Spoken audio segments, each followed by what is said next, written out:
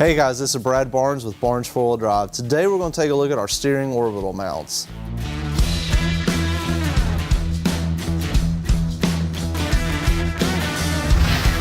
Okay guys, so on our steering orbital mounts we got two different variations.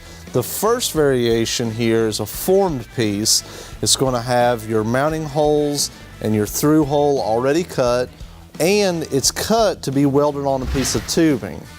This works great on tube buggies, you know, where you might be putting your orbital close to the firewall, somewhere there around the cowl. Okay guys, for this option here for our steering orbital mount, we already have the hole pattern laid out, you know, the larger hole for your orbital to come through, but you know, this is kind of a builder's platform to work off of. You know, we've give you plenty of material down here at the bottom in case you're wanting to, you know, cut it and weld it on something with an angle. You know, put it down on your frame and then run a steering column there through the firewall and into the cab.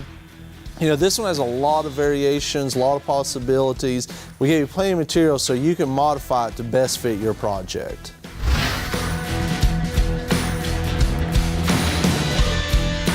Hey, thanks for watching our video today. Be sure to like and subscribe, and hopefully we'll see you out on the trail soon.